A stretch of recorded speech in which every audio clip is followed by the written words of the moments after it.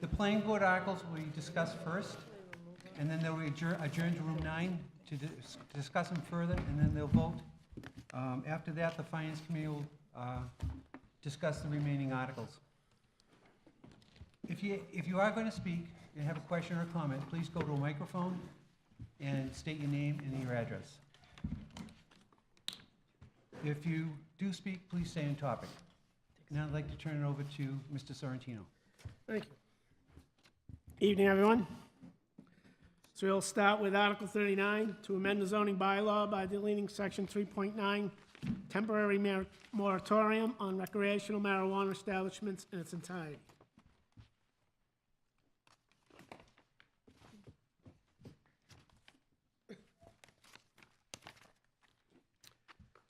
Article 39, to see if the town will vote to amend the zoning bylaw by deleting Section 3.9 in its entirety or take any other action related thereto. Section 2.9 was a temporary moratorium on recreational marijuana establishments through the end of 2018.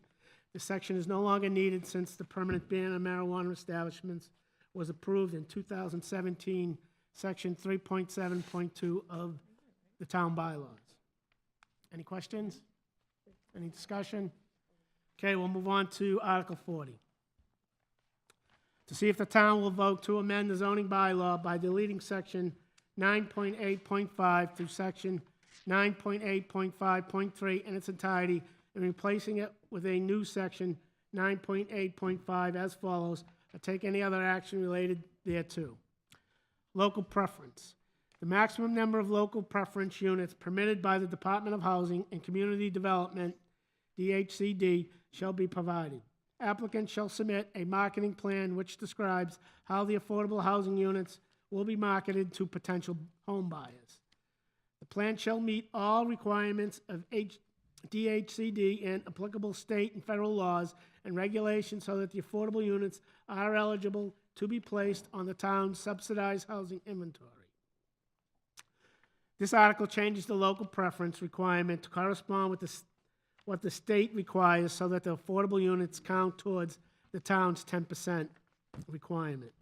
This simplified section refers back to the state's requirement rather than creating its own requirements.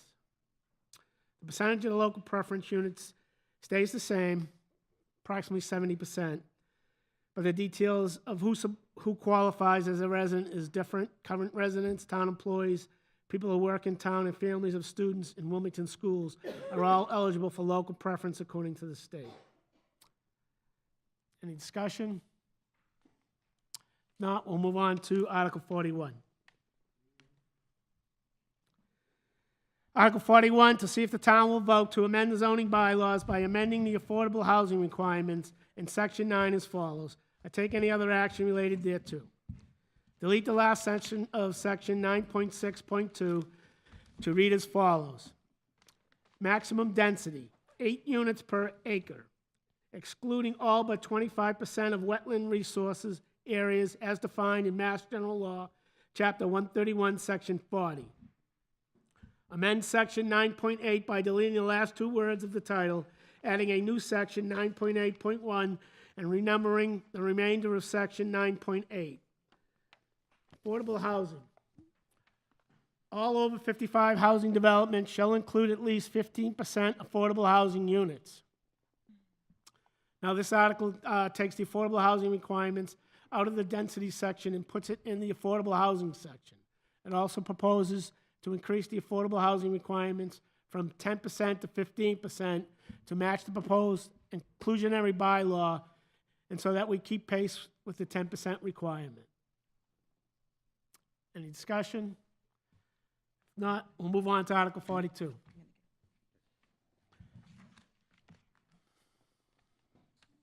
Okay, I'm not going to read this whole article. Instead of reading the full article, I'll summarize Article 42.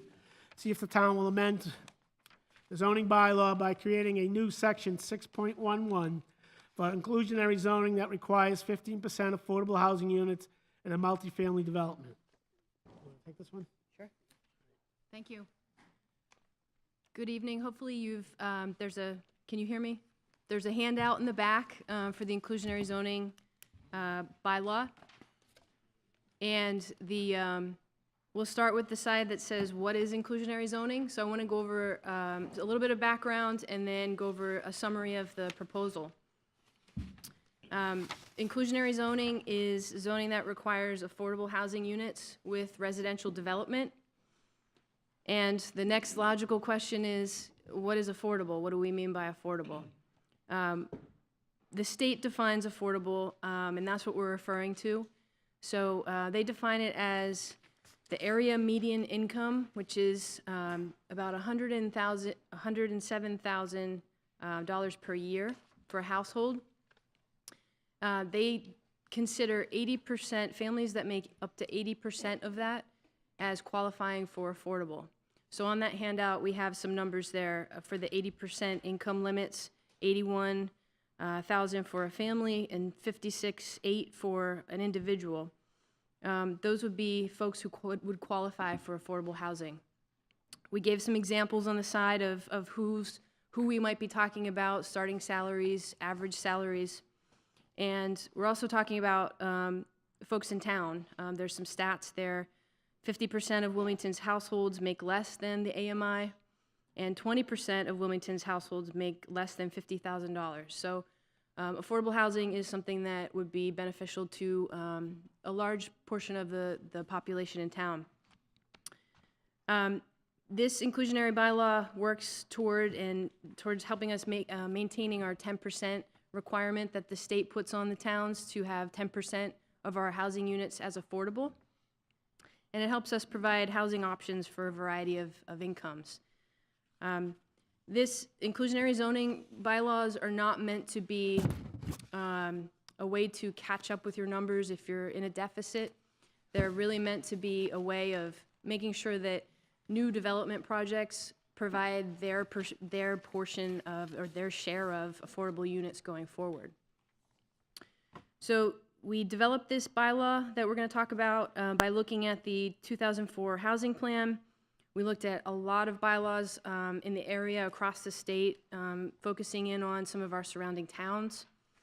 We held some workshops in October to introduce the topic, get some feedback, and we received a bunch of feedback so far. We had some planning board meetings, we had a board of selectmen meeting to talk about the topic. So hopefully this isn't something new. If you'll flip the page, I'll go over the summary of the bylaw, which is in the neighborhood mixed-use district and central business district, multifamily development of 6 or more housing units will need to provide 15% of the units as affordable. So breaking that down, the bylaw focuses on multifamily development. Neighborhood mixed-use district and the central business district are where we allow multifamily development. And there was some discussion during the process about whether it should be a larger requirement and apply to more than just multifamily. Maybe it should apply to single families. In that discussion, it's really hard to make this requirement apply to single families, and we decided that discussion can keep happening, but for now, focusing on multifamily is probably the best way to go. The threshold of 6 or more units, that was originally 8 units, and in our discussions, we decided to reduce it down to 6 units, which matches a lot of our surrounding towns. The percentage requirement, 15% is a very popular number in other bylaws. It's the most popular sort of overall number because it's higher than 10%, which is our requirement, and it keeps us above that 10% as we move forward. But it's not so high that it's an onerous requirement that we have to have higher densities to pay for it. And I say that because the next piece of it is a density bonus of 1 market rate unit for each required affordable unit is provided in the bylaw. And this is to get towards the fact that building an affordable unit costs more than you're actually going to sell it for. So in development, affordable units are a loss. So to help offset that, we've built into this bylaw a density bonus a very popular way to offset some of the costs. For every affordable unit, the developer gets an additional market rate unit to help offset that cost. To allow for that, open space and parking requirements may be reduced if necessary. Originally, we just had open space in there, but after some comments, we thought that adding parking to that would be appropriate, especially if there's development near the train station where you might not need as many parking spaces. And then the last topic, off-site construction of affordable units may be allowed under exceptional circumstances. Affordable units are to be built comparable to market rate units and are restricted in perpetuity. Off-site construction is something where the affordable units that are required wouldn't have to be built within the development that's proposed. They could be built on a different site. And this allows some flexibility.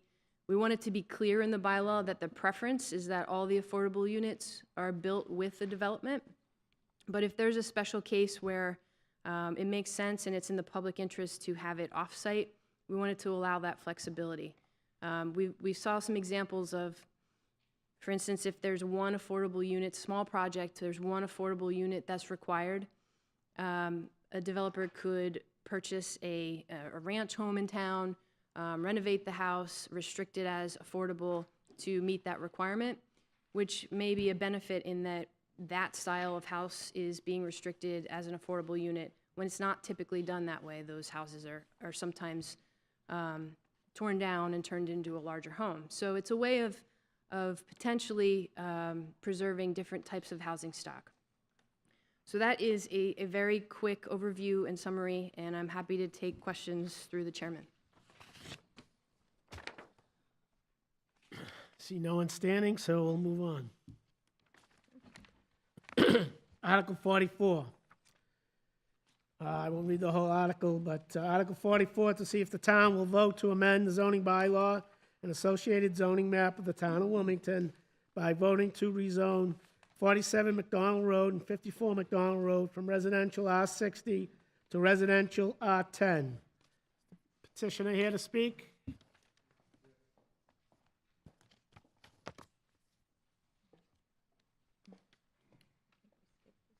Pretty much says what I need to do. David Brabants, 54 McDonald Road.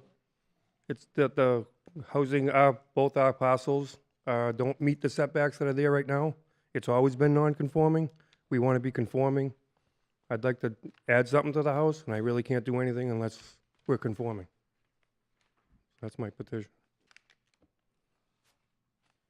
Board got any questions? Anyone else? Good.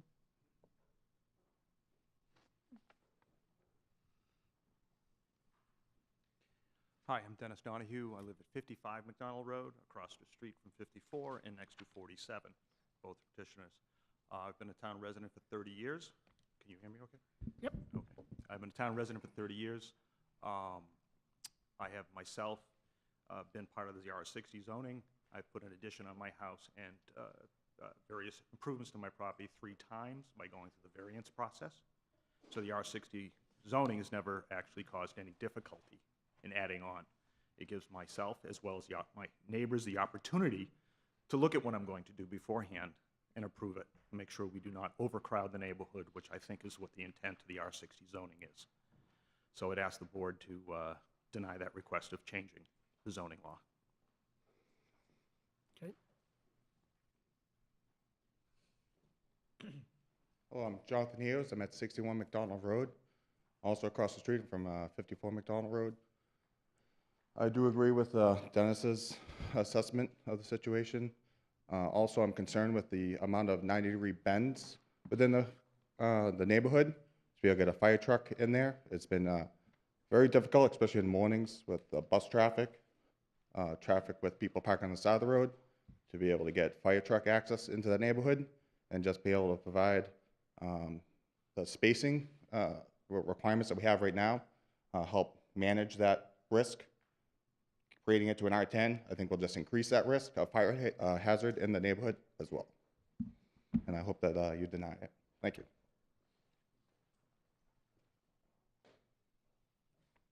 Anyone else? Okay, thank you. Okay, Article 45. Oh, Ron, you're going to have to read this one, okay? All right. All right, I'm going to butter on Article 45, so I'm going to recuse myself from this one. Instead of reading the full article, I will summarize Article 45 to see if the town will vote to amend the zoning bylaw and associated zoning map of the town of Wilmington to rezone 14 Royal Street and 17 Royal Street from residential 60 R60 to residential 10 R10. Is the petitioner present?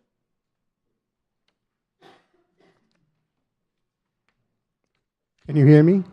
Can you hear me? Yep. Hi, I'm Charlie Fleming, and I live at 17 Royal Street. And my neighbor here is Doug Masubian. He's going to be representing himself for 14 Royal Street, okay? And the reason I'm here today is because I live at 17 Royal Street, and I live in a home that my parents built, and I live on a piece of property that our family has owned for more than 90 years. And I would like to build, can you hear me? I'd like to build a new home for myself on the back side of my property so that I can have a house that's easy for me to get around in. The house I have was built just about the same time I was born. I'm almost 70 years old. And it doesn't meet my needs any longer. I need a house that's all one floor. I need a house without a cellar that has water in it. I need a house that has wider doors so that if I do become disabled, that I will be able to get into my bathroom that is 5 foot by 7 foot. And that's what its size is. I need a house with wider doors because the doors in my house were built for older homes that would need me wider access to get around in. And I just feel that, you know, after owning the land for all these years, that I would like to make, you know, some approach to the town that possibly I could be able to do that. Now, I know my piece of property is 100 feet more or less wide by approximately 515 feet long. So it could be done under R10. The thing is, I would need to have more than 2 lots. I would really like to be able to do 2 lots, but it's the cost of putting a road in. And that's what makes me have to go to the R10 in order to be able to do that, because I would need to sell another lot in order to pay for the cost of the road. And I think you all know what the cost of a road is these days. And that's why I've gone to the R10 size of the lot. But in actuality, the piece of property I own is almost 48,000 square feet, just short of that. So I'm limited basically really to only 3 lots that I could put in there. And the sizes of the lots would really be determined by the configuration of the land. And basically I looked at that, and the house that I have now, in order to be able to take care of a new septic system, because I have 2 existing structures on the property beside my home, which are old sheds and barns that were built when my grandparents had a farm there, would either require having them torn down or find extra land to put a new septic design in, which will eventually happen because the one I have is getting to be old. So I mean, I would have to leave my lot a little larger for the other 2 lots, you know, so that I would be able to accommodate a new system. So I was thinking that the other 2 lots could be somewhere in the vicinity of 15,000 square feet, with the remainder of the land going to the lot that I live on now, which would mean that the lots would be, again, 50% larger than a 10,000 square foot lot. And by having the extra lot, I'd be able to use that money from the sale of it to put into the development of the road, which would leave me in a position where I wouldn't have a large mortgage, because at my age, where am I going to get the money to pay for a large mortgage? I'm on retirement. So I'm just asking for people to understand that, you know, with the length of time that we've owned the land, and with my upcoming situations in getting older and liking to live in the town, that you would please consider the fact that, and allow me to be able to do what I've asked for. And I thank you very much. Thank you. Is there anyone else that'd like to speak? I just have a question. What are the plans for the other lot? I think we're gonna hear that. He's 17 Royal. It's for number 14. What are the plans for? I thought you meant for him. No. So I'm Lisa Marsubian. I live at 14 Royal Street, which is parcel 15. What we hope to do is to be able to rezone and subdivide. We bought our house 10 years ago, and we love our street, we love our neighbors, but we have a son who's going into kindergarten in September, and we're having another one, and we're starting to outgrow our house, but we don't want to leave. So what we love, like I said, we love our neighborhood. So what we'd like to do is put up a new house on the second lot, what would be the subdivided lot if this were to pass, and either live in that and sell our existing home, or build a house to sell and then invest the money back into our home. I also want to point out that we live on Royal is a dead-end street, and the very end of it is very narrow. If you're driving down it, you don't quite hit a dead end. It goes into someone's driveway, which makes it very difficult for snow plows. There's nowhere for fire trucks to turn around. So if this were to pass, our intent would be to create a turnaround is what would be part of our lot, to kind of accommodate anyone who could come down the street, plows, like I said, plows and fire trucks, stuff like that. So we just hope that this could be considered.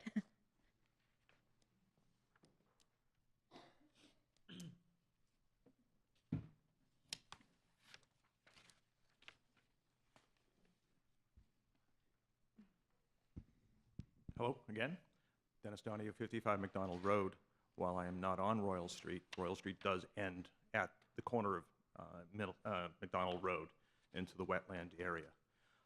As I mentioned earlier, I've been in this area for 30 years, and what I've seen is the growth of buildings going in that area is extreme, to the point where the water table has shifted so significantly that now a sump pump, I sympathize with the man having to deal with sump pumps in his cellar. I've been pumping water since last October now.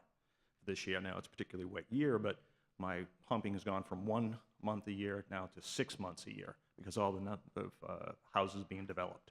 So while continuing to separate these lots that were intended to be large into smaller lots with more houses, obviously shifts the water table and causes detriment to the neighbors. So these subdivisions continuously degrade the neighborhood, and there's no benefit for the people who are already living here.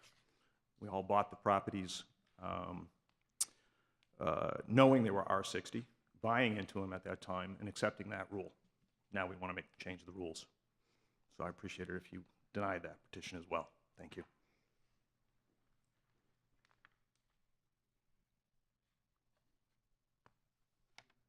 Is there anyone else that needs to speak? Yep.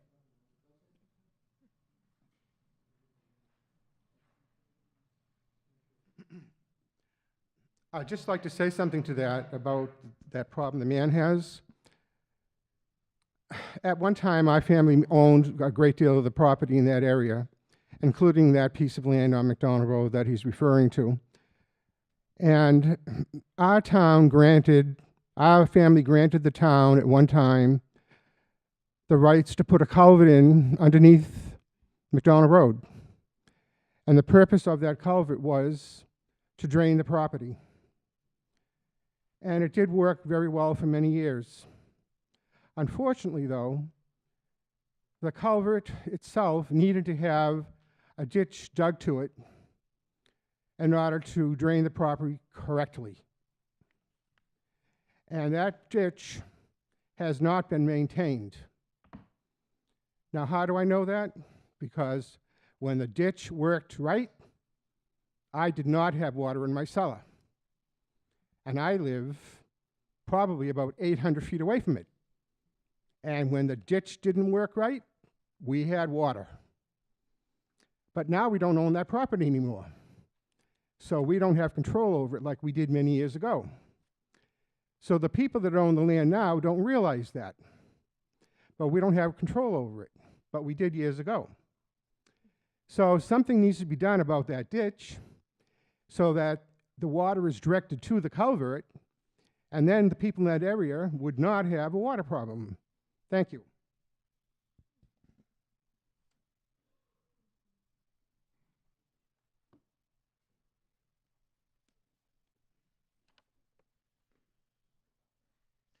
Just to clarify on that ditch, I'm very aware of that culvert he's referring to. I go down every spring and clear it out and make sure it's draining, because I know it affects me. Though the amount of water in the area has grown up and continuously increased over the years. So I just wanted to clarify that. But that ditch, it is draining a wetland, which I think we're supposed to maintain wetlands, aren't we? So, thank you.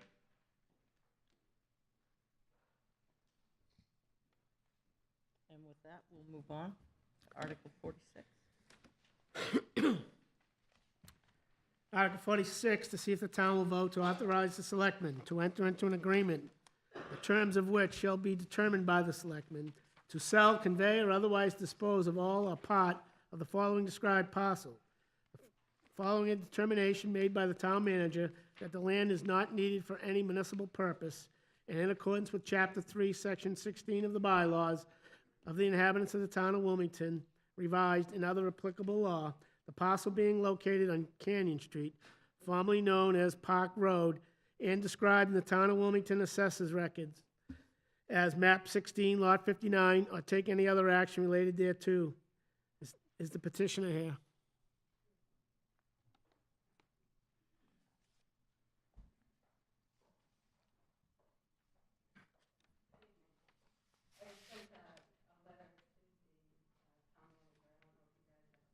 That on file at all. If not, I can read. It'll give you an idea.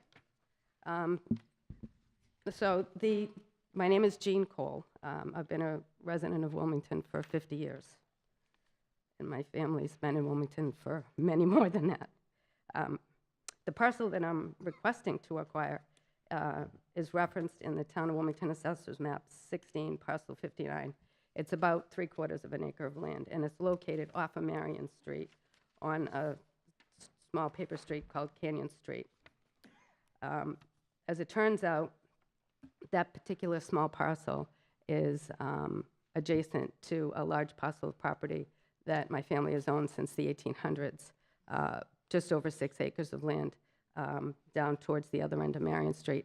I, by the way, right now reside at 68 Marion Street, and my son, Michael, lives with me. He is engaged to April, who is also a lifelong Wilmington resident. So the reason I'm petitioning for this parcel is to grant them the ability, basically, to eventually build a home so that they can raise their children here in Wilmington. As an abutter and doing research, I understand that I was able to come before the board and petition to purchase the property. I'm trying to be considerate of the conservation land, planning, and all of that. So what my intention is, should this petition move forward and we can allow it to be sold at town meeting, that I would work with the town and negotiate some type of an agreement where the 6 acres of land that I do own, it's actually surrounded by about 50 acres of town property. So it would be a nice asset, I believe, for the town to take on my property while I am able to purchase the Canyon Street property. I also have 30-foot right-of-way to Marion Street, which I could foresee a nice Boy Scout, Girl Scout event, or even something that we helped participate and fund to put in a walking path so that we could make use of this town-owned property and have the community enjoy it as well. Thank you.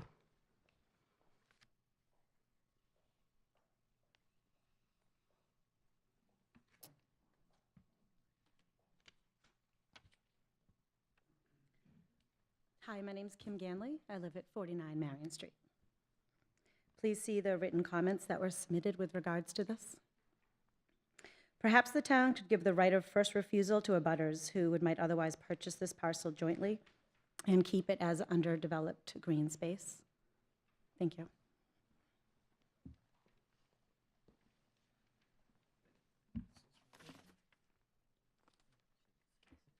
Richard Cummings. I reside at 51 Marion Street. I'm one of the abutters to the proposed parcel as well.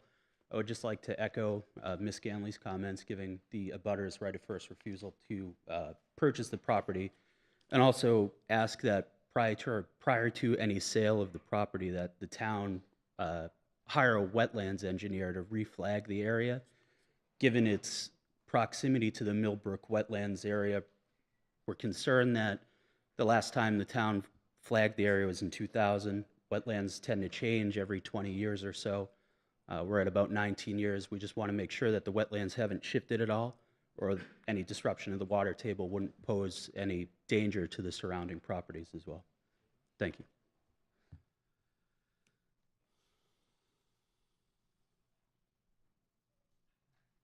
Just to clarify the process for sale of town-owned land for folks in the audience. So after tonight's meeting, the Property Review Committee, which is chaired by the Planning Director, will meet. There's department heads from a number of different departments that sit on that committee, and they would ultimately take a look at this property and make a recommendation to me as to whether they believe the property is surplus to the town's needs. I would then take that recommendation into consideration and ultimately make a determination as to whether it is surplus.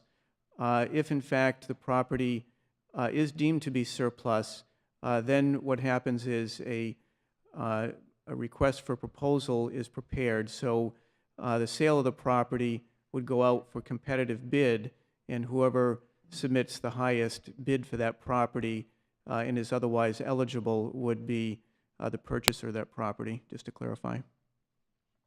Thank you.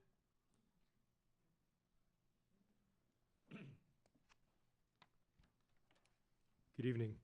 Kevin McDonald. I just have a question for Mr. Hull. Could Mr. Hull answer the question why land this year would be surplus and why it wasn't surplus last year?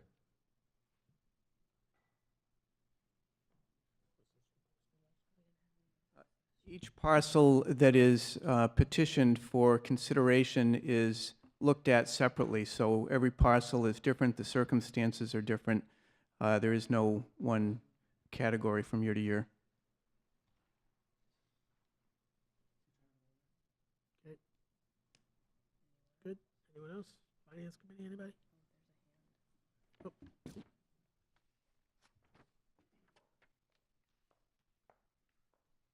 I just wanted to bring one more item to your attention, that this particular parcel has been surplus prior. In 1975, it was taken by the town, and also in 1954, it was taken by the town, and it was auctioned in the 60s when it was acquired prior to the 1975 taking. I just wanted to make sure that you guys were aware of that. Thank you.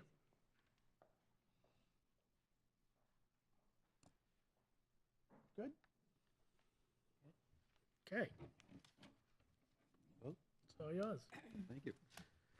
So the planning board will be going to room 9 to talk about these articles.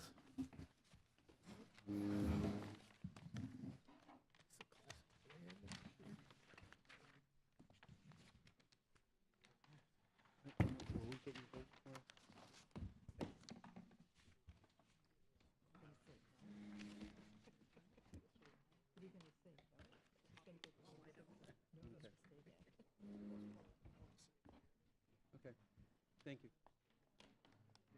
Okay, well, they're leaving. Let's go to Article 2, to hear reports of committees and act thereon. Mr. Hull?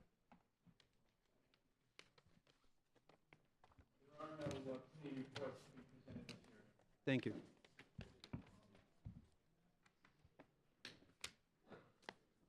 Article 3, to see if the town will vote to raise and appropriate, transfer from available funds, or borrow pursuant to any applicable statute a sum of money for the purpose of paying unpaid bills of previous years, or take any other action related thereto. Mr. Hull.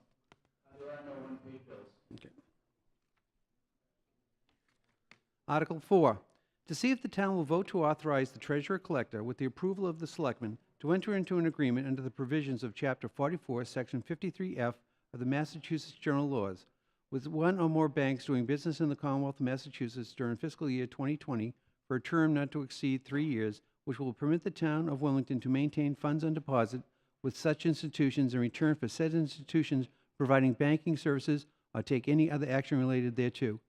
Mr. Hull?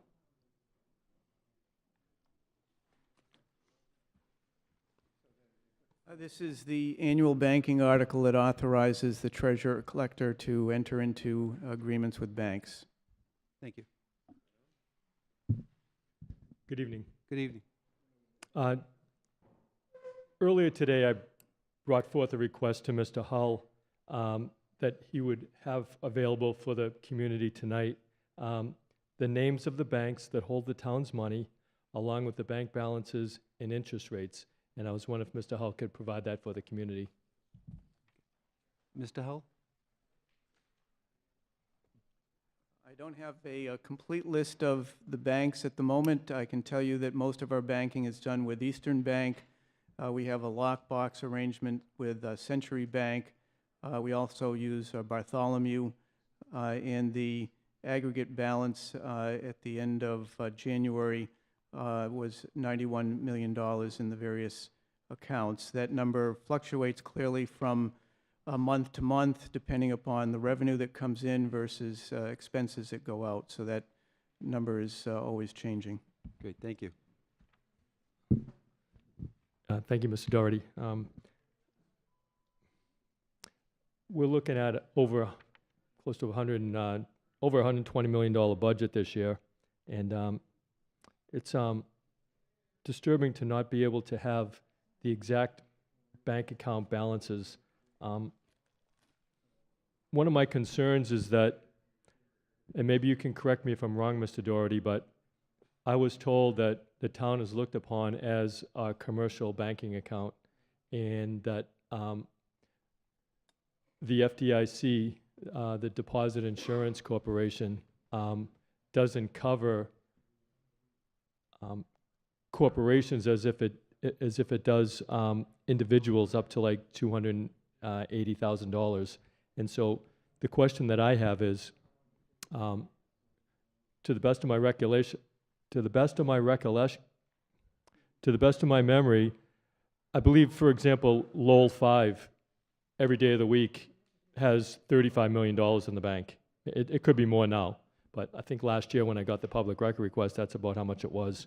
And so my question is, if the town is not covered by deposit insurance, what happens in a case if a bank fails when we have that much money in the bank? Well, for one thing, not all banks use the FDIC.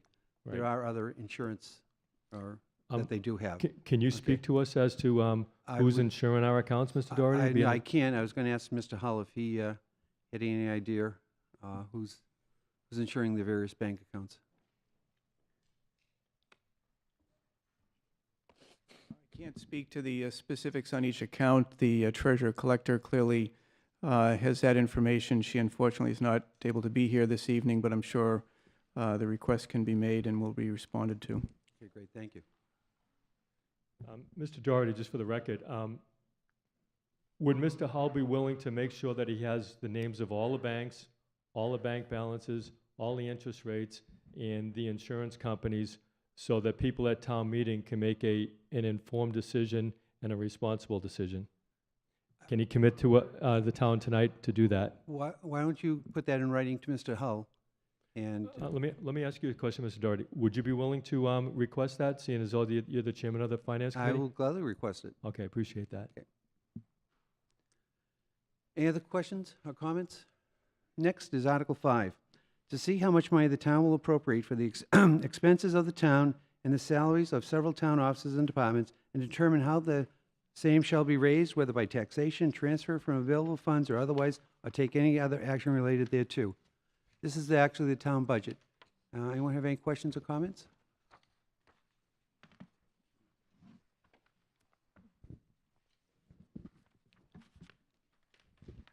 Speak down. Okay, thank you. we see that we're purchasing new police cruisers, which is understandable. Mr. What's, McDonald, you're on the wrong subject. it's not the budget? No, that's Article 6. Apologize for that. Okay. Any other questions on Article 5?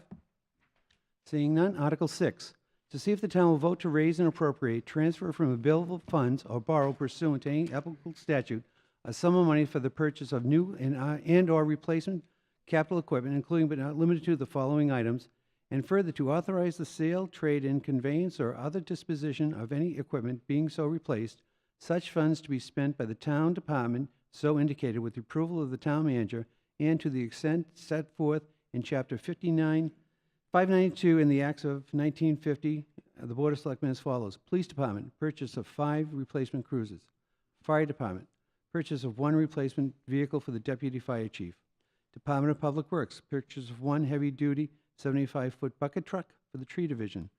Purchase of 1 heavy-duty 3/4-ton pickup truck with plow to be assigned to the Parks and Grounds Division. Purchase of 1 heavy-duty 3/4-ton pickup truck with plow to be assigned to the Highway Division, and the purchase of 1 heavy-duty 1-ton dump truck with plow to be assigned to the Cemetery Division, or take any other action related thereto. Any comments? Yes, I have a few comments on this. In the past, it's been a general practice that the frontline cruisers later get recycled to various town officials. But what I'm seeing is that that doesn't seem to be the case. We seem to be purchasing $58,000 luxury SUVs for department heads and deputies, and I'm wondering why is that practice? Why is that change, and why in the world Actually, would we do that? We are recycling them. They do go down. They don't go out of the police department right away. Some stay within that department. Others will go to other departments. Okay. Can you please tell me why we're purchasing $58,000 luxury SUVs for the They're not luxury SUVs. an expedition? Okay? $58,000? These are not expeditions. Okay. They're an SUV. They're a police cruiser. Does the police chief drive an ex-cruiser that was part of the front line that got recycled, or is his a special SUV with a lot of bells and whistles? I don't know, to be honest with you. Mr. Bogonis, Chief? Yes, thank you, Mr. Chair. The police drives in 2012. It was purchased with drug trust fund money. The previous one was purchased within the budget, and it's certainly not a luxury SUV. Thank you. Is it possible that the drug trust fund money could be used to reduce the budget, and that you, instead of using that money to buy an expensive SUV, you can use a cruiser that came off the front line? Chief Pagonis. Yes, thank you. So the drug trust fund can only be used to supplement the police budget. It can't be used to supplant a budget line item, and it can't be used for various other town requirements. Thank you. Any other questions on 6? Yes, there's a purchase of 1 replacement vehicle for the deputy fire chief. Can you tell us what that vehicle is, Mr. Hull?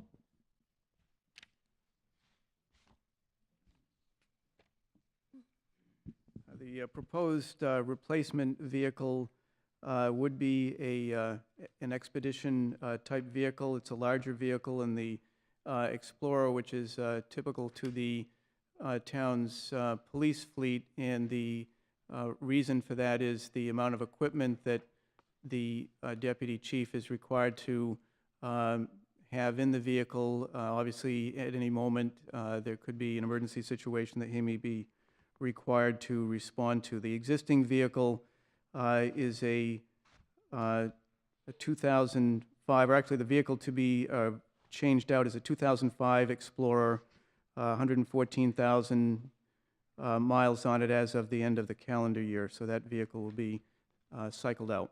Thank you, Mr. Hull. What's the cost on that? The cost for this vehicle is $58,000. Article 7, to see if the town will vote to raise and appropriate, transfer from available funds, or borrow pursuant to any applicable statute a sum of money for the upgrade of cameras in the booking room and evidence room at the Public Safety Building, or take any other action related thereto. Mr. Hull?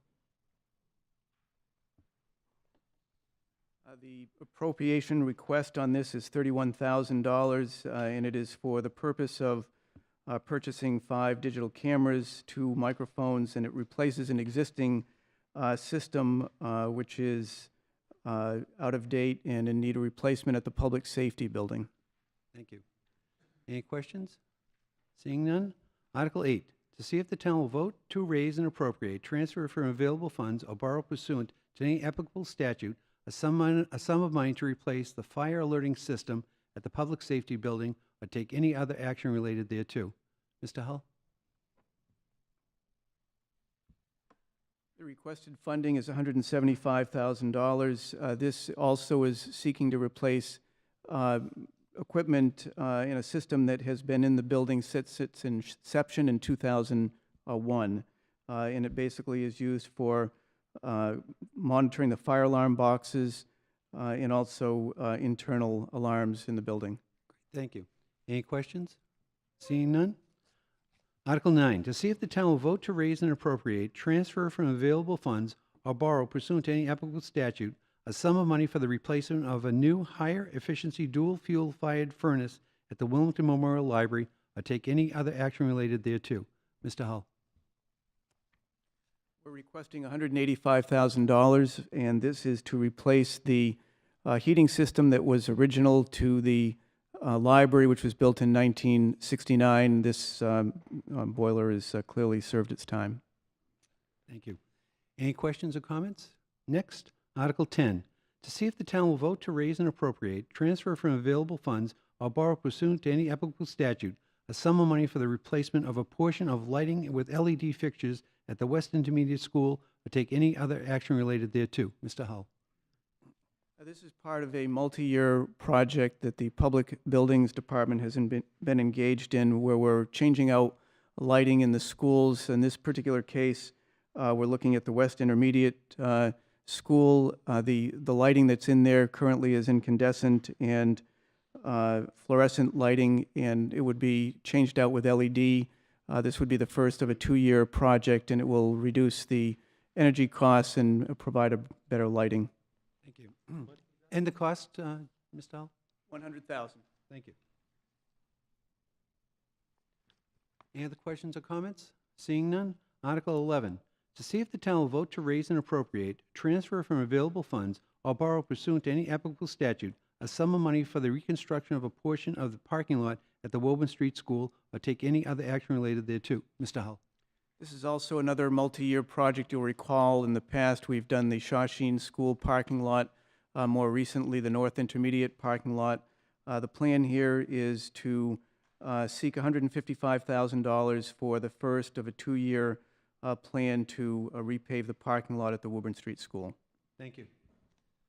Any other questions or comments? Seeing none, Article 12, to see if the town will vote to raise and appropriate, transfer from available funds, or borrow pursuant to any applicable statute a sum of money for the conversion from underground fuel tanks to above-ground fuel tanks at the Department of Public Works or take any other action related thereto. Mr. Hull? The proposal here is to seek $566,000 to remove the existing fuel tanks, as both gas and diesel tanks that are underground at the DPW yard at 135 Andover Street, and place them above ground. These tanks were installed in 1986. We have no evidence of any issues with them, but it's far better to have them above ground where we can more easily monitor them. I would note that this $566,000 will be requested from free cash. Great, thank you. Any other comments or questions? Mr. McDonald? Yes, I think it was about 3 years ago that this exact same article came before the town. And so my question is, why are you bringing this article forward again, Mr. Hull? And why has this not happened when about 3 years ago this request came in? I had brought to the attention of the town that these tanks, I believe it's 2 10,000-gallon tanks, like 20,000 gallons of fuel, is directly beside our water well field supply and is directly abutting a blasting quarry where just about every single day very, very large-scale blasting operations take place and are shaking the entire neighborhood. And these tanks are closer than pretty much all the houses. And I brought the subject matter before the town and said, if these blasting operations are shaking houses and these underground tanks are being shaken, first of all, why in the world were they even installed beside our water well field underground? And my second concern is where the department is still abutting the water well field. If there was to be a fire or some catastrophe where these tanks that are now above ground that are still going to be beside our water well field spring a leak or fail, why are you not putting it in a different place, Mr. Hull? For example, down at the recycling center, so that it would be away from our well fields, and we could have personnel down there so that the recycling center isn't just open one day out of the month or 2 days out of the month. Can you speak to us on those concerns, Mr. Hull? There has been engineering work to design this previous to this request, so this isn't the first time this has come up. It was put in 1986. These tanks were put in 1986. I can't speak to the decision that was made at that time. I can say that from all that we know, the monitoring systems that we have in place have not detected any leaks in the system. So to the best of our knowledge, we are not having a problem with the systems, but given the age of the underground tanks, it seems appropriate at this point to move them above ground. With respect to putting them down at in South Wilmington, I think it's more appropriate to have them in a location where they're with the rest of the DPW facilities and personnel can be monitoring what's going on there. Thank you. Mr. McDonald? Just last question, just what's the manager's contingency plan if these tanks fail, being right beside our water well field supply? Mr. Hull? If the tanks fail, we will certainly follow whatever protocols are necessary to remove the remaining fuel and address that at the time. These tanks have been in the ground since 1986. We are looking to do this work in the next budget cycle if approved, so I believe we'll be addressing it in an appropriate manner. Great, thank you. My question was the new tanks that are going to be put in. Mr. McDonald, hold on. There's another speaker. Deputy Kavanaugh, Wilmington Fire. Just to answer Mr. McDonald's question, all new above-ground tanks have 110% containment as part of the code standard. So if there is a failure of the main tank, they have 110% volume to catch whatever comes out. Great, thank you. Any other questions or comments? Seeing none. Article 13, to see if the town will vote to raise and appropriate, transfer from available funds, or borrow pursuant to any applicable statute, a sum of money for the construction of a sidewalk on Shady Lane Drive, approximately one-half the distance, or take any other action related thereto. Mr. Hull.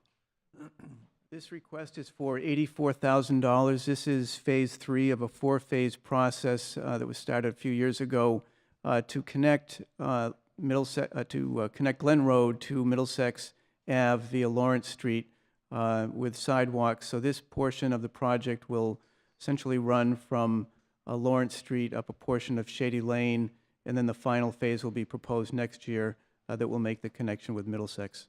And the work will be done largely in-house. Great, thank you. Any comments or questions? Yes, ma'am. Hi, Janice Sawyer, 58 Lawrence Street. I just have one question. We are part of the area that just had the Lawrence Street sidewalks placed in, which we were very happy about. But I've noticed that they don't, I haven't gone out and measured, but they certainly don't appear to be handicapped accessible with truly wide enough access because of all the poles. So my question is would this new section being built on Shady Lane be handicapped accessible according to, what the law requires? Mr. Hull? I would expect that they would, but I can certainly direct that to Mike Woods, the Public Works. Mr. Woods?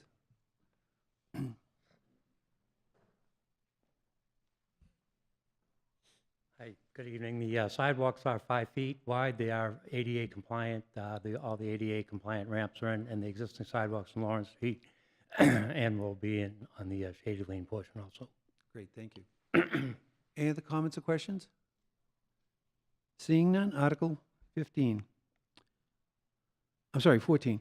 To see if the town will vote to raise and appropriate, transfer from available funds, or borrow pursuant to any applicable statute, a sum of money for the installation of 2,300 linear feet of granite curbing from Middlesex Ave from Federal Street to First Ave, or take any other action related thereto. Mr. Hull. The request here is for $100,000. Actually, a portion of that, $50,000, is to be taken from Chapter 90 highway funds, the other $50,000 through the tax levy, and it would require the installation of 2,300 linear feet of curbing from Federal Street to First Ave. It's part of a general improvement for that area. There's also previously funds for intersection changes at Federal Street. Okay, thank you. Any questions or comments? Seeing none, Article 15. To see if the town will vote to raise and appropriate, transfer from available funds, or borrow pursuant to any applicable statute, a sum of money to comply with the municipal separate storm sewer septic requirement as part of the National Pollutant Discharge Elimination System, or take any other action related thereto. Mr. Hull.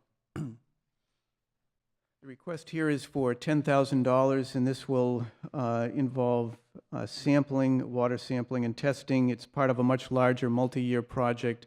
It's a federal law that all communities are responsible for controlling the discharge of stormwater, and so this is, there'll be a number of requests going forward to address this issue in a larger way. Great, thank you. Any other comments or questions? Seeing none, Article 16. To see if the town will vote to continue in its participation in the Massachusetts Water Resource Authority Financial Assistance Program, which provides grants and interest-free loans for the purpose of funding an infiltration and inflow reduction and sewer system rehabilitation program, and to authorize the selectman and/or town manager to accept such grants and to execute documents relative to the interest-free loans as may be required, and further to appropriate said funds for engineering services, construction or reconstruction of sewers, sewage systems, and sewage disposal facilities, and appurtenance, and to determine how the same shall be raised, whether by taxation, transfer, or borrowing, or any combination thereof, take any other action related thereto. Mr. Hull. In this case, we're looking at $856,000. As was noted, 75% of that will be in the form of a grant, 25% loan. And this is a program the town has taken advantage of several times in the past through the MWRA. It's a zero-interest loan. Infiltration and inflow are issues that, again, any communities with sewer systems need to deal with, and it's really an environmentally appropriate issue to address. Great, thank you. Any other comments or questions? Seeing none? Article 17, to see if the town will vote to raise and appropriate, transfer from available funds, or borrow pursuant to any applicable statute, a sum of money for the replacement of laptop and desktop computers at the North Intermediate School and West Intermediate School, or take any other action related thereto. Mr. Hull. The request here is for $100,000 for ongoing replacement of computers. These computers currently are 5 years old and at the end of their useful life. Great, thank you. Any comments or questions? Seeing none? Article 18, to see if the town will vote to raise and appropriate, transfer from available funds, or borrow pursuant to any applicable statute, a sum of money for the replacement of existing projectors and interactive whiteboards at the Wilmington Middle School, or take any other action related thereto. Mr. Hull. The school department is requesting $180,000 for the replacement of projectors and whiteboards at the middle school. The current whiteboards and projectors are 10 years old. Again, they need to be upgraded. Great, thank you. Any other comments or questions? Mr. McDonald. Can Mr. Hull please tell us how many projectors and whiteboards there are? Mr. Hull? I can't give you the specific number. I know the intent is to replace the whiteboards in 66 rooms, and then there are some rooms that currently don't have whiteboards that they would be adding to. Great, thank you. Any other comments or questions? Seeing none. Article 18, to see if the town will vote to raise and appropriate, transfer from available funds, or borrow pursuant to any applicable statute, a sum of money for the first phase of a two-phase project to upgrade the PA system at the early childhood centers, elementary and intermediate schools, or take any other action related thereto. Mr. Hull. This is also part of a two-phase project proposed by the schools. $30,000 is requested to upgrade the PA system at the early childhood centers, elementary and intermediate schools. The existing systems are 30 to 40 years old and in need of change-out. Thank you. Any other comments or questions? Mr. McDonald. Just a question, are the PA systems currently not working, Mr. Hull? I can't comment on the degree to which they are completely working. My understanding is that there are problems with the current system, and that is prompting the need for replacement. Thank you. Any other comments or questions? Seeing none. Article 20, to see if the town will vote to raise and appropriate, transfer from available funds, or borrow pursuant to any applicable statute, a sum of money for the purchase of a new data center for the school district, or take any other action related thereto. Mr. Hull.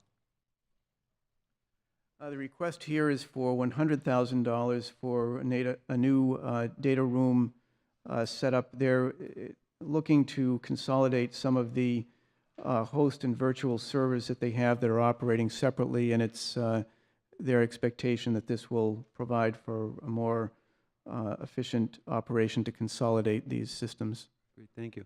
Any other comments or questions? Seeing none. Article 21, to see if the town will vote to raise and appropriate, transfer from available funds, or borrow pursuant to any applicable statute, a sum of money for the multi-year replacement of Chromebooks and Chromebook carts for the Wilmington Public Schools, or take any other action related thereto. Mr. Hull. The request is for $20,000 for ongoing replacement of the Chromebooks and carts. This is a key part of their technology for the students at the schools. Thank you. Any questions or comments? Seeing none. Article 22, to see if the town will vote to raise and appropriate, transfer from available funds, or borrow pursuant to any applicable statute, a sum of money to upgrade the wireless system at the Wilmington Middle School, or take any other action related thereto. Mr. Hull. The request is for $100,000. This is to upgrade their wireless systems with all the increase in technology in the last few years, and certainly the greater level of wireless devices. They're in need of increasing their capabilities there. Thank you. Any questions or comments?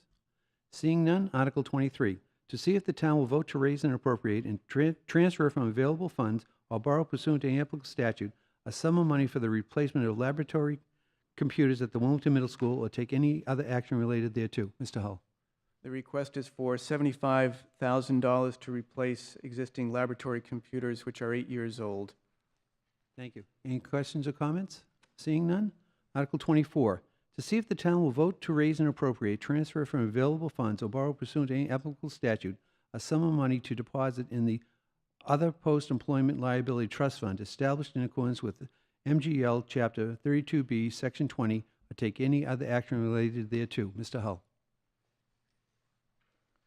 The request is to transfer $1 million to the OPEB trust account. This continues our effort to address on a consistent basis our OPEB liability. You'll recall we've done this now. This will be the 5th year if approved, and continuing to address our OPEB liability. Is this coming from free cash, or? This is not. It's not, okay. Mr. McDonald. Well, first of all, can you tell us where this money is coming from? It is coming from the tax levy. And can Mr. Hull tell us how much money is currently in the liability trust fund, and what financial institution holds it, and what is the interest rate, or what has been the return on investment, if any? Actually, a better question would be, how much is the liability? There's a liability trust fund. True, but $1 million what is- is our OPEB liability? Think you want to know that? Sure, I'd love to know that. And also how it's calculated and why we're assessed a different amount than what we owe. Mr. Hull? With regard to the amount that is in the OPEB account, it's $5.1 million right now, so an additional $1 million would bring it up to 6.1. With respect to our OPEB liability as of June 30th of 2018, it was $112,695,125. Thank you. And could you please tell us what financial institution is holding this money, Mr. Hull, and what kind of interest rate or return on investment we're getting? The funds are invested with the state PRIT system, which a number of communities are involved in, and I would defer to Mike Morris in terms of the interest rate. I believe it is in the 6% range, but I could be wrong. Mr. Morris?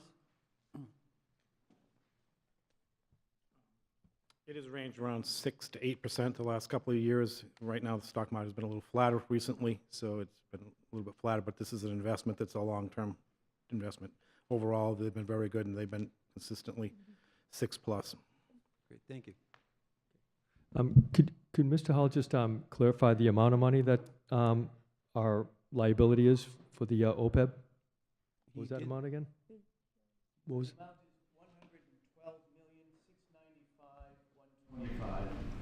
Okay, so my question is this. If we're facing a liability of over $112 million, and it's directly related to post-employment benefits, pensions, healthcare, whatever, my question is this, Mr. Hull. When we're faced with that kind of a number, why are you coming before us looking to hire more people for the fire department and more people for the police department? I understand that we're faced the past fiscal year with $1 million of overtime. I made the suggestion knowing that most of that is because of ambulance service. So my question is, why in the world would you hire more people to... Mr. McDonald, you're getting off course. Let me see if I could clarify that. I'm directly speaking about the concerns about other post-employment liability trust fund amounts that are being transferred and the enormous money that we're faced. So if we're faced with that much of a liability, why would we put ourselves in more jeopardy or in more liability by hiring people, knowing we're going to be faced with more pensions, more post-employment benefits, rather than subcontracting the ambulance service out? Or at least half of it. Mr. Hull? Clearly, the OPEB and pension liability are issues that we and other municipalities are focused on, but at a point in time, you have to look at the need for service, and in this case, we can't be frozen in time out of fear that we're going to increase our liabilities. In my estimation, the need of additional fire personnel and additional police personnel rise to the occasion that we will deal with OPEB as we are currently, and we will deal with it in the future. But I think in the big scheme of things, the additional personnel are justified, and we can't continue to stay at current levels out of fear that we're going to increase our OPEB liability. Thank you. Just a last comment. I rise in opposition to hiring unnecessary people, Mr. Hull, and I believe that it directly impacts our liability. As you know, I've stated before that we Mr. do... McDonald? You're done. Yeah. You're done on this one. Okay. Thank you. Just wanted to let you know that EMT cannot administer life-saving medication as a paramedic can, and we don't have paramedics. We do have them on call. And to that point, if we're concerned about increasing our OPEB liability and we hire paramedics, that's going to further increase the OPEB liability. You subcontracted out, Mr. Hull. McDonald? Any other comments? Seeing none, Article 25.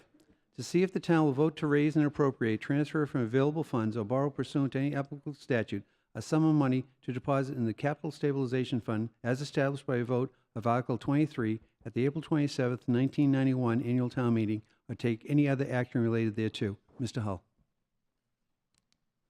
The request here is to transfer from free cash the amount of $4 million to add to our capital stabilization account for the various building projects and other infrastructure projects that the town will need to deal with in the future. Great, thank you.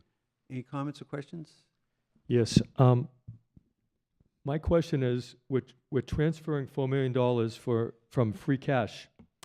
As you know, there's been money appropriated for an ice hockey rink that we're no longer going to get, Mr. Hull. So can you speak to us as to whether or not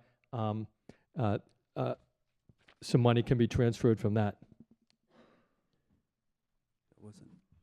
As I've noted each year that we've presented the enterprise fund, there is no money that is appropriated. When that article comes up, as it will again in this warrant, the enterprise fund, as you recall, was established in December of 2014 at a special town meeting. At that time, there was an expectation, or certainly a prospect, that the town would acquire a rink, and we needed to establish an account to support a rink.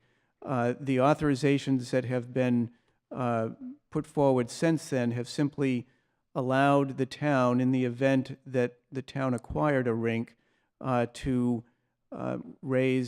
use up to $526,000 in revenue that would come in through the operation of that rink to support rink services. Again, because we don't own a rink, we've never generated any revenue, but that $520,000 is not coming from the tax levy. Thank you. Any other questions? Yes, ma'am. Yes, Janice Sawyer, 58 Lawrence Street. I'm just curious, the Capital Stabilization Fund, how much money is in there now, and who and how is it determined that money gets used? Thank you. Mr. Hull? The amount in there currently is $10.6 million, and ultimately, in order to expend the funds, we would have to go to town meeting and request authorization on any projects. Thank you. Any other questions or comments? Seeing none? Article 26, to see if the town will vote to raise and appropriate, transfer from available funds, or borrow pursuant to any applicable statute, a sum of money to deposit in the Employee Retirement Benefits Stabilization Fund as established by a vote on Article 24 of the May 3rd, 2014 annual town meeting, or take any other action related thereto. Mr. Hull. The request here is to transfer $500,000. This would be from the tax levy into the stabilization account. Again, similar to OPEB, we are mindful of our pension liability, and these funds would be available in the stabilization account for actually two purposes. One is in particular years where our assessment goes up dramatically, or perhaps where we we're not able to fund the increase in its entirety, we would be able to draw money from this account. The other option that we could use these funds for, if we wanted to further expedite payments on our pension liability, we could take money out of this account and do that. Great, thank you. Any questions or comments? Yes. Earlier today, I requested Mr. Hull provide us with the amount of money that the town has paid out in employee health benefits. I've also asked him to provide the information as to how much money our stop-loss insurance is, and how much money the stop-loss insurance has paid out. I'd also like to know what the deductible is now, Mr. Hull. And since it's relative Mr. to... McDonald, if you had been coming to the Finance Committee meetings, you would have had that information. I feel as though this meeting I've come to, Mr. Doherty, and I would like you to extend the respect to all the people viewing this at home to allow them to be provided with the information, seeing as though most families have both people working really hard, trying to bring up their kids, and people are really faced with some very difficult economic times. And what we're seeing is we're seeing over budgeting, and we're seeing it being willful, McDonald, intentional, and possibly Mr. McDonald, fraudulent. And so my Mr. question McDonald, is... sit down, please. My- Sit down. You don't want to answer the question? Sit down. Mr. Hull? Sorry, what was the question? The amount of money for, what was it, We look, the so health the health insurance? insurance, I'm not sure necessarily what that has to do with pension liability, but I can tell you that the amount from Blue Cross, who is our insurer, that employees have paid through the end of December is $1,473,854. That's the amount that employees have paid into health insurance. Employees pay 75% of the bill. The town funds, employees pay 25% of the bill. The town pays 75%. And the stop loss starts at one? 175. It's remained that level for a number of years now. Okay, great. Thank you. Yes. Still didn't get question answered, Mr. Hull. Can you tell us how much the town has paid out in employee health benefits? I thought you mentioned at a previous meeting that it was over $14 million. That, and also, is it still true that stop-loss insurance does not have to go out for competitive bid? It is true that stop-loss insurance, as is the case with any of our insurances, do not need to go out for competitive bid. And how much has the town paid out in employee health benefits? From July of 18 through December of 18, the town has paid $4,421,562. 14 or 4 million? $4,421,562. Thank you. Any other questions or comments? Seeing none. Article 27, to see if the town will vote to raise and appropriate, transfer from available funds, or borrow pursuant to any applicable statute a sum of money to pay the Middlesex retirement system in addition to the annual assessment, or take any other action related thereto. Mr. Hull. The request here is, again, to make an advance payment on our pension liability. We've done this now, this will be the 4th year. The request is for $1 million in advance payment, which will bring the total in advance payments up to $2 million. Great, thank you. Any questions or comments?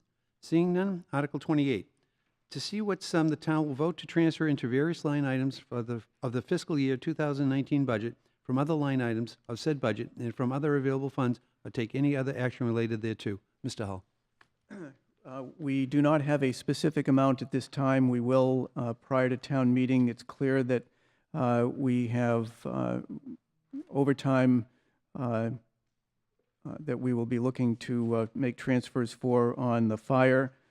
Snow and ice is a bit over, and we may have overtime transfers to make on the police as well. Great, thank you. Article 29, to see if the town will vote to raise and appropriate, transfer from available funds, or borrow pursuant to any applicable statute a sum of money for the funding of a 4th of July celebration, or take any other action related thereto. Mr. Hull. The request once again this year is to authorize $50,000 to cover the costs associated with the 4-day event July 4th. Thank you. Any questions or comments? Seeing none. Article 30, to see if the town will vote to raise and appropriate, transfer from available funds, or borrow pursuant to any applicable statute a sum of money for the observance of Memorial Day and Veterans Day, or take any other action related thereto. Mr. Hull. The request is for $8,000. Thank you. Any questions or comments? Seeing none. Article 31, to see if the town will vote to accept the provisions of General Law, Chapter 59, Section 5, Clause 17F, as inserted by Section 10 of Chapter 218 of the Acts of 2018, to allow for an annual increase in the amount of the exemption granted under General Law, Chapter 59, Section 5, Clause 17D, over 70 surviving minors and surviving spouses, by 100% of the U.S. Department of Labor Consumer Price Index adjustment as determined by the Commissioner of Revenue for such year. The amount of each increase to the exemption presently being $175. Such increased exemption to be available on or after July 1st, 2019, or take any other action related thereto. Mr. Hull. This would allow for an adjustment in that $175 exemption by the Consumer Price Index, and it would trail with that. So it's relatively modest amount, but on an annual basis, the 175 could be adjusted by that amount. Great, thank you. Any questions or comments? Seeing none, Article 32. To see if the town will vote to raise and appropriate, transfer from available funds, or borrow pursuant to any applicable statute the sum of $750 each for a total of $1,500 for the purpose of renewing under the authority of Section 9 of Chapter 40 of the General Laws as amended the lease of A, the Veterans of Foreign Wars Clubhouse for the purpose of providing suitable headquarters for the Nee Ellsworth Post 2458 of the Veterans of Foreign Wars of the United States, and B, the American Legion Clubhouse, Inc., for the purpose of providing suitable headquarters for the Wilmington Post 136 of the American Legion, or take any other action related thereto. Mr. Hull. This is a customary request that is made at town meeting to support the two veterans organizations, $750 apiece. Thank you. Any questions or comments? Seeing none. Article 33, to see if the town will vote to raise and appropriate or transfer from available funds a sum of money to operate the public rink enterprise or take any other action related thereto. Mr. Hull. As I mentioned earlier, this simply establishes that in the event the town were to acquire a rink, that the existing enterprise fund, we would be able to use up to $526,000 in revenue generated from the operation of that rink to support the rink. At the moment, clearly we don't have a rink, but we've just kept it in there for the time being. Great, thank you. Any questions or comments? Mr. McDonald. Yes, I just want to share a few thoughts on the rink. A couple of years ago, I had put forth an article, and I just want to explain why I did that. It was relative to a rink. And it was basically a copycat proposal that mimicked the rinks that they built in Middleton, and it was for Essex Agricultural High School. And a savvy superintendent engineered a plan where he got private enterprise to come in, build 2 hockey rinks at no expense to the school, and the way that it was structured was that Mr. McDonald, you're off course. We're talking about the enterprise fund. yeah, it's a rink article. No, I'm trying to tell you that private enterprise built the rinks. The school gets You're all off, the ice Mr. time McDonald, for free. you're off course. Please sit down. Mr. Doherty, Please sit down. Please sit down. why is that not relative? You're off course. Please sit down. You got to do something to lower the taxes, Mr. Doherty. Any other comments or questions? Seeing none, I'll read the first section of Article 34. To see if the town will vote to accept as public ways the following described streets as recommended by the Planning Board and laid out by the Selectmen, Massachusetts General Laws, Chapter 41 and Chapter 82 as amended, and shown on certain definitive subdivision plans approved in accordance with the rules and regulations governing the subdivision land in the town of Wilmington, Massachusetts, which plans are recorded at the Middlesex Registry of Deeds, and copies of which are on file at the office of the town clerk, and to authorize the Selectmen to acquire by purchase, gift, or eminent domain such land and slope, drainage, and other easements as may be necessary to effectuate the purpose of this article, and further to raise and appropriate transfer from available funds or borrow pursuant to any applicable statute a sum of money to be spent by the town manager with the approval of the Board of Selectmen for such purposes. And the article goes on Mink Run and Pomfret Road. Mr. Hull. These 2 roads are currently unaccepted roads. However, they do meet the various engineering standards that would be required for them to be taken over by the town. DPW, and particularly Paul Aluni, the town engineer, has reviewed the plans and has recommended approval, as has the planning board. And so it would be the recommendation that the board, that the town meeting adopt these two roads as public ways. Great, thank you. Any other questions or comments? Seeing none? Article 35, to see if the town will vote to determine the spending limits for revolving accounts established pursuant to Section 53E and a half of Chapter 44 of the General Laws and Section 29 of Chapter 3 of the Town of Wilmington and Habits Bylaws for the fiscal year beginning July 1st, 2019, and ending on June 30th, 2020, as follows, or taking any other action related thereto. Revolving Fund Compost Bin Revolving Fund, $4,500, fiscal year 2020. Subsurface Sewage Disposal Upgrade Revolving Fund, $200,000, fiscal year 2020. Mr. Hull. This article, again, is something that's been going forward now for a number of years. The account for compost bins, essentially the way it works is that the funds that have been raised from the sale of bins previously go back into this account, which then is used to purchase more bins, and people can purchase them for, I believe it's $15 or $16 a bin. In the case of the septic disposal program, funds were received a number of years ago from the state that would support loans to Wilmington residents to replace their septic systems. Once those loans are paid off, the money comes back into the revolving account for loaning out again. Great, thank you. Any questions or comments? Mr. McDonald. Can you please tell us how much money is currently in the fund, Mr. Hull? I believe it's approximately $118,000. And has everybody that was supposed to pay the bill back, paid it back? Thank you. Any other questions or comments? Seeing none. Article 36, to see if the town will vote to appropriate the sum of $4,051.80 or such other amount as town meeting may approve for the Transportation Infrastructure Receipts Reserve Account for the purpose of roadway surface crack sealing or take any other action related thereto. Mr. Hull. This is a rather curious source of funding that came to us. It's my understanding that the money is generated through a tax on use of Lyft and Uber and those type of operations. The money needs to be accepted at town meeting, and in our case, $4,051.80, and it can be used for road improvements. Great, nice, thank you.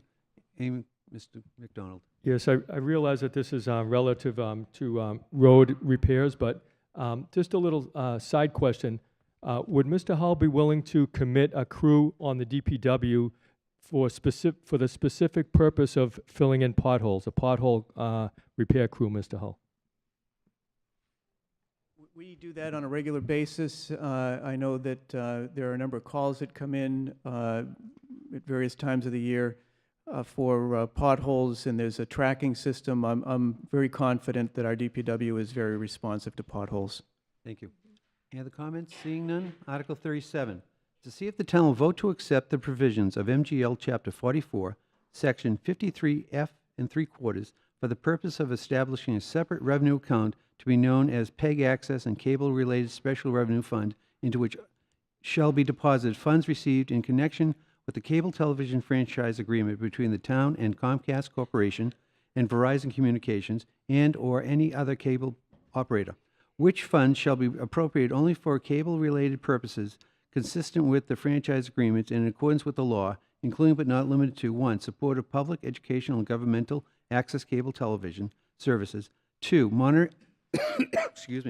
monitoring compliance of the cable operator with the cable television license, and/or 3, preparing for the renewal of the cable license, with such action to take effect as of the first day of the fiscal year beginning July 1st, 2019, and further to transfer all cable television license proceeds and receipts held by the town for such purposes to such new PEG Access and Cable-Related Special Revenue Fund, and further to appropriate from said fund the sum of $625,000 to be expended under the direction of the Board of Selectmen for such PEG Access services, and further to authorize the Board of Selectmen to enter into a grant agreement for up to 10 years of such lesser term as the Board of Selectmen shall determine to be in the best interest of the town for the expenditure of such funds for the provision of PEG community access television services or take any other action related thereto. Mr. Hull. As you may know, local access in Wilmington came about in 1986, and then the Wilmington Local Access TV was established. Since that time, as a provision within the law that governs cable access, there's a fee that is assessed to cable subscribers.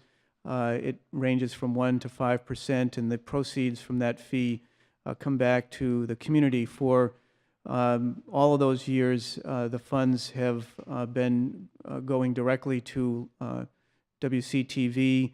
There's a more recent change in the law that requires the establishment of this revolving account. So the funds that are generated through Verizon and Comcast will come into this revolving account.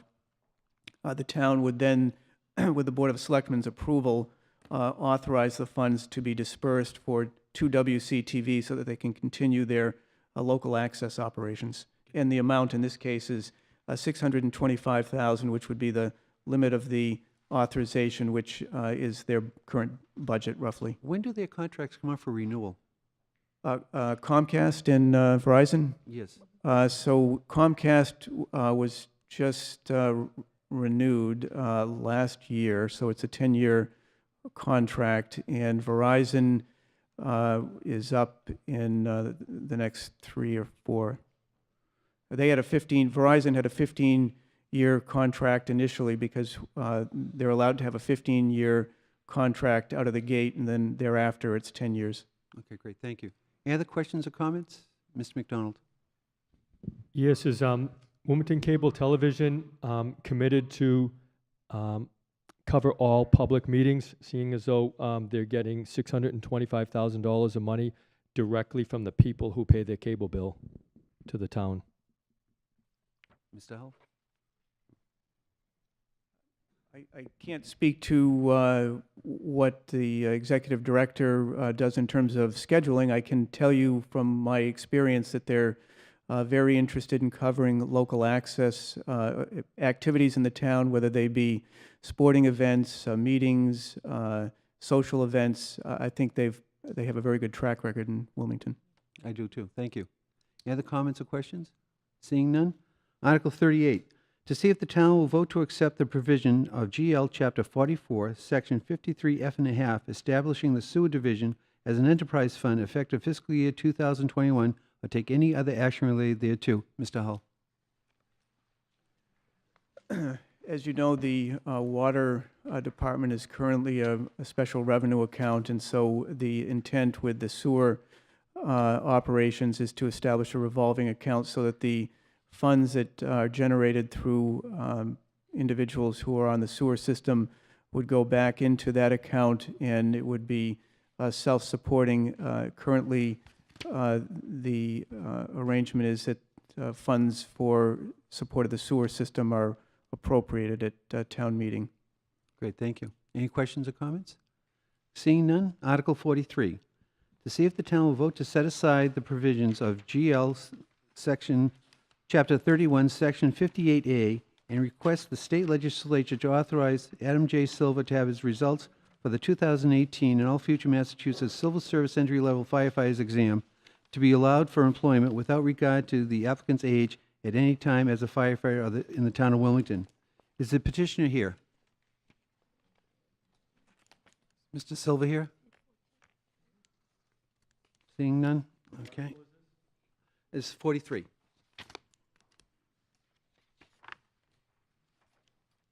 And that's the last article. The planning board, yes, sir.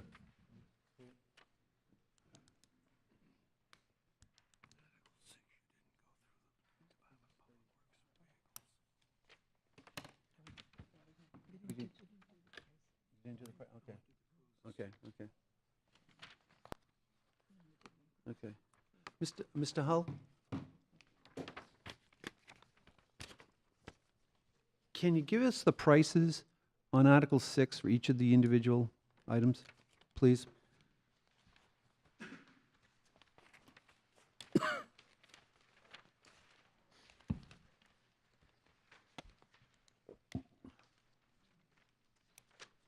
So Article 6, the police SUVs, $250,000. The deputy fire chief SUV is $58,000. The bucket truck, $180,000. And then the 2 3/4-ton dump trucks, each of them $40,000. Then the final one is the 1-ton dump truck, is $72,000. Great, thank you.